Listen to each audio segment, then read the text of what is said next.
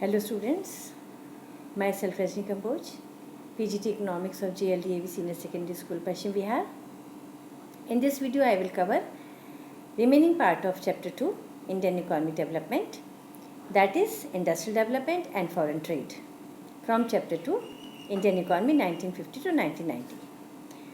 So about industrial development. The developing countries like India can progress only if they have good industrial sector.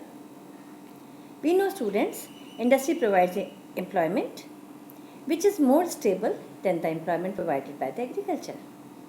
At the time of independence, the variety of industries was very limited. It was necessity for Indian economy to have more industries along with the specification of role, that is which sector will be more important, whether it is public sector or private sector. So at the time of independence, big question facing the policy maker was to decide the role of government as well as private sector in the industrial development. There was a need for a leading role of public sector due to the following reason. First, shortage of capital with private sector. Second, lack of incentive for private sector.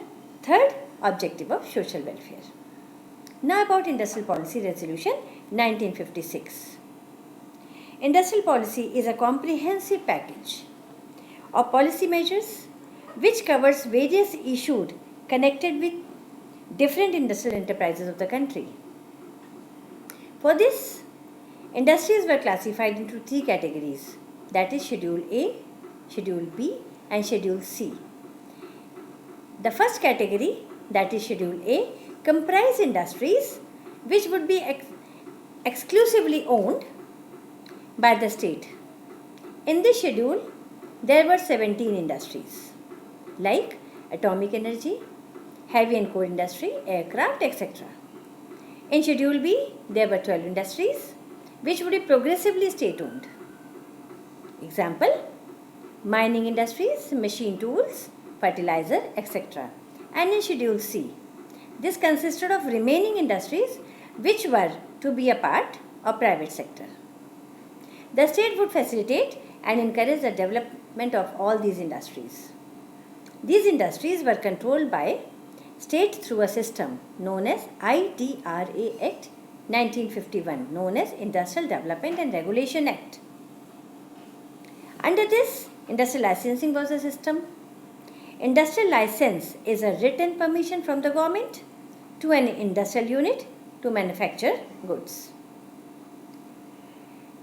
Government empowered to issue the license for setting up new industries, expansion of existing one and diversification of products. No new industry was allowed unless a license is obtained from the government. It was easier to obtain license if the industrial unit was established in an economically backward areas. Third, license was needed even if existing industry wants to expand or diversify the products. Only the thing is, government has to convince for such things. Now about small scale industries. In 1955, the Village and Small Scale Industries Committee, Carve Committee, recognized the importance of small scale units because it helps in providing employment and the limit at that time was only 5 lakhs. Now it is 1 crore due to the importance of small scale industries. But small scale industries need to be protected from the big firms. That is why few products were reserved and various concessions were also given. Now about foreign trade. Foreign trade in India includes all imports and exports to and from India. India entered into planned development era in 1950s, and at the time, import substitution was a major element of India's trade and industrial policy. In 1950, India's share in the total world trade was 1.78%. Trade policy, it is also called inward-looking trade policy. In order to be self-aligned in vital sectors, India has followed the strategy of replacing many imports by domestic production. In the first 7 plans, trade was characterized by an inward-looking trade strategy. Technically, this strategy is called import substitution. The policy of import substitution can serve 2 definite objectives. Number 1, savings of precious foreign exchange, and second, achieving self-reliance. Protection from imports through tariffs and quota. Government made use of 2 ways to protect goods produced in India from imports. One is tariffs and another was quota. The tariff on imported goods and fixation of quotas helped in restricting the level of imports. As a result, the domestic firms could expand without fear of competition from the foreign market. What was the reason for import substitution?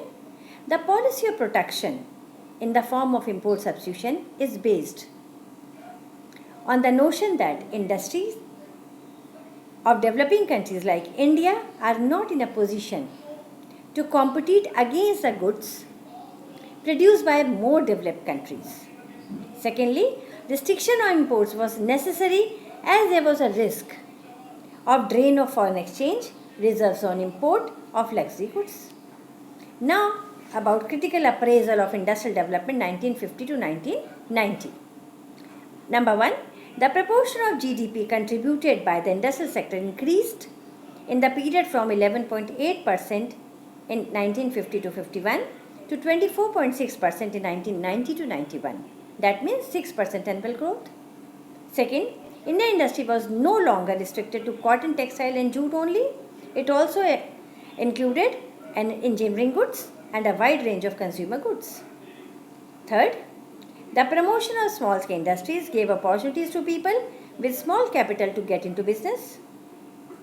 Next, protection from foreign competition through import substitution. This was also a very good step. Next, license policy. Licensing policy helping the government to monitor and control the industrial production. However, excessive regulation by the government created 2 difficulties. Number 1, it was misused. Number 3, it was time consuming. Now, a very important topic about public sector. Public sector made a remarkable contribution by creating a strong industrial base, developing infrastructure and promoting development of backward areas. However, the public sector continued to monopolize in certain non-essential areas which could be well handled by private sector like telecommunication, hotel industry, etc. Secondly, as a result, precious funds of public sector channelized into areas where private sector could have been easily engaged. Next, many public sector firms also incurred huge losses but continue to function because of difficulty in closing a government undertaking. According to some economists, public sector is not meant for earning profit but to promote the welfare of nation. So they could be evaluated on the basis of their contribution to welfare of the people and not on the profits they earn. This is the summary of entire chapter. Thank you, students.